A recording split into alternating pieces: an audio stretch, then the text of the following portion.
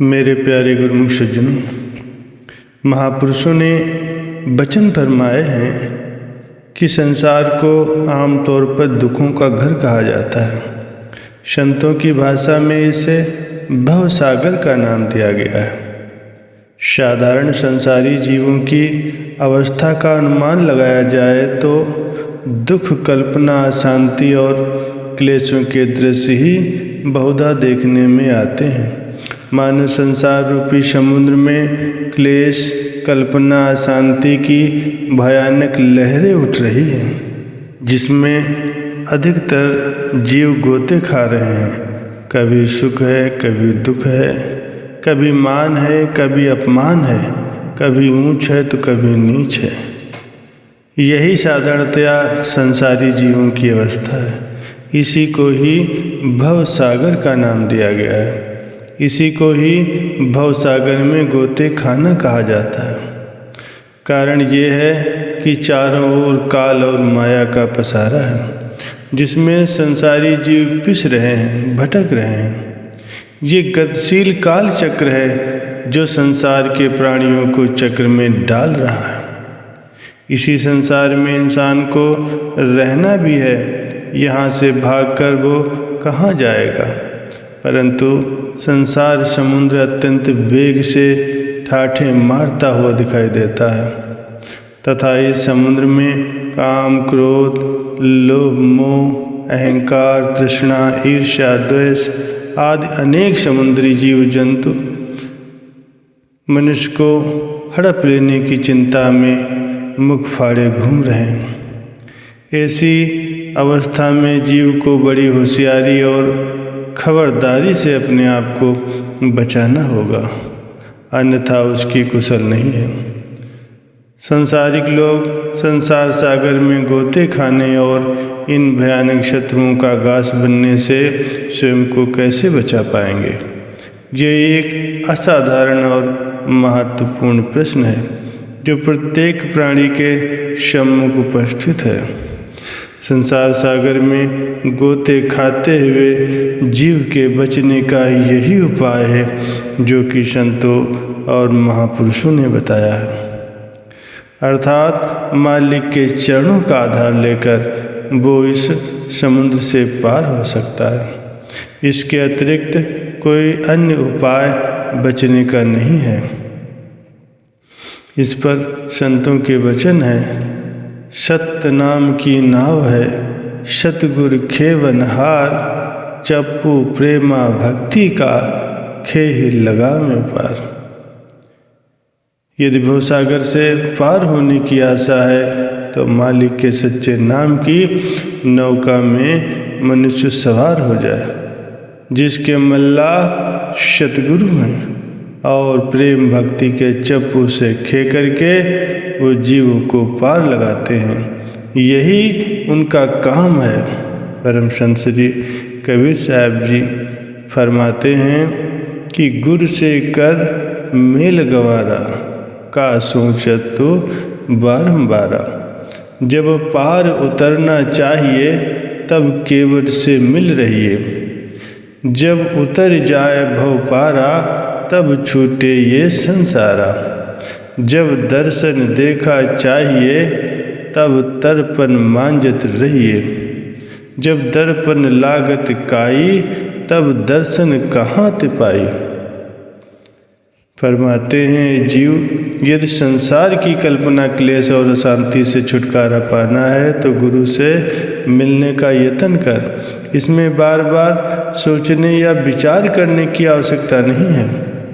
सीधी सी बात है, जैसे पार उतरना हो वो केवट अथवा मल्लाह से मिले।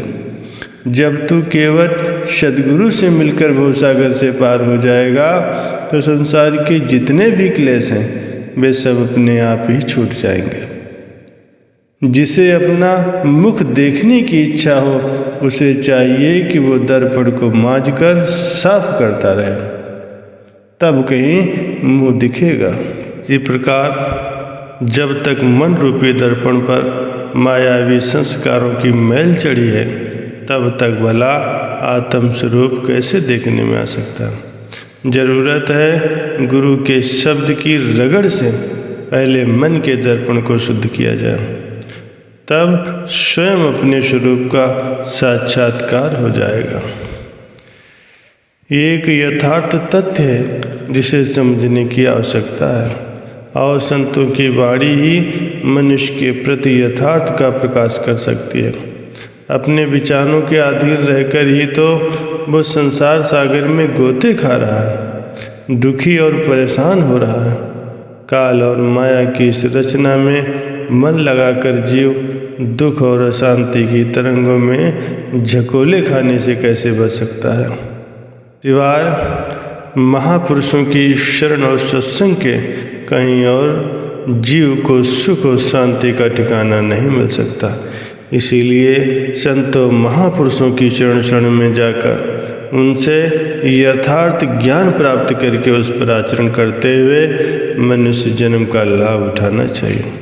इस प्रकार परम संत श्री कबीर साहब जी अपनी वाणी में कथन करते हैं, चलती चक्की देख के दिया कबीरा रोए, दुई पट भीतर आय के साबित बचा न कोई।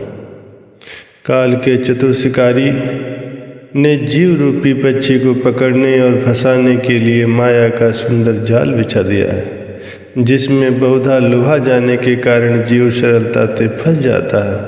अथवा यूँ कहा जाए, काल और माया रूप दो पटों से ये संसार की चक्की है, जिसमें संसारी जीव अनाज के दानों की भांति पिस रहे हैं। श्री कबीर साहब जी ने चक्की को चलते हुए देखा तो उन्हें संसारी जीवों की अवस्था का ध्यान आया, जो काल और माया के दोनों पट्टों में रात दिन पीसे जा रहे हैं। वे सोचने लगे कि अब इनका बचाव कैसे हो, परंतु प्रकृति के कारखाने में प्रत्येक रोग का इलाज, प्रत्येक दुख का उपाय है। जरूरत केवल प्रकृति के शानदार प्रबंध को समझने की है, फिर कोई भी कठिनाई शेष नहीं रह जाती। जहाँ काल और माया का इतना प्रबल प्रपंच जीवों को फंसाने के लिए, वहाँ उससे बचने का सामान भी उपलब्ध है। वो ये है कि चलती चक्की देख के दिया कबीरा खिल, राखन हारा राख ले जाए कीली से मिल। चक्की के मध्य में एक कील होता है, जिसके आधार पर चक्की चलती है। जो अनाज के कण उस कील की समीपता में पहुंच जाते हैं, वे पिसने से बच जाते हैं। श्री कबीर साहब जी ने ये दशा देखी तो मुस्करा दिए कि कुदरत का क्या ही उत्तम प्रबंध है। जहाँ सारे दाने पिस रहे हैं, वहाँ उनकी सुरक्षा की भी समुचित व्यवस्था भी कर दी गई है। अर्थात यदि जीव रूपी अन्न का कण कील से जा मिले तो पिसने से साफ बच जाएगा। वो कील क्या है? वो है मालिक का नाम, संत सद्गुरु का शब्द। जो जीव इससे सूरत लगाते हैं, वे कलह कल्पना और शांति में पिस जाने से बच जाते हैं। बात सारी दिल की लगन की है। दिल जिस ओर झुक गया वैसा ही बन गया। माया और काल के प्रपंच की ओर मनुष्य का मन झुका तो दुख अशांति का घर बन गया। जब ये मन मालिक के चरणों की ओर झुका, सद्गुरु के शब्द और नाम की ओर झुक जाता है, तो आनंद और शांति का घर बन जाता है।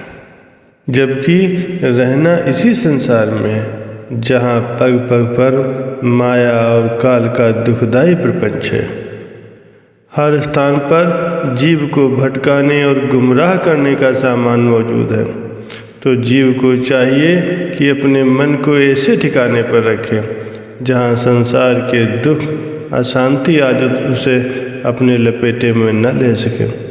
संतों का कथन है कि जग रहो जगते अलग रहो, जोग जुगत की रीत, दुल्हन हृदय नामते लाए रहो दृढ़ प्रीत।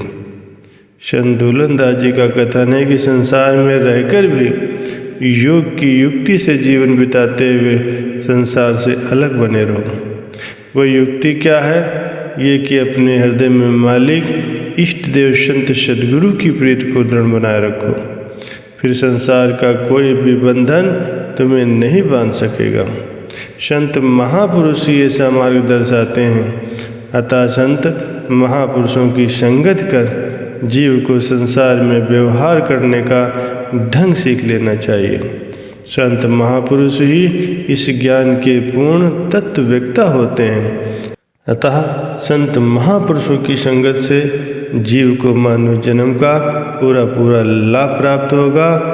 ये लोक भी सुखी बनेगा, परलोक भी सुहेला बनेगा और अपने मानव जन्म की कद्र कीमत भी हासिल हो जाएगी। बोलो जयकारा बोल मेरे श्री गुरु महाराज जी की जय।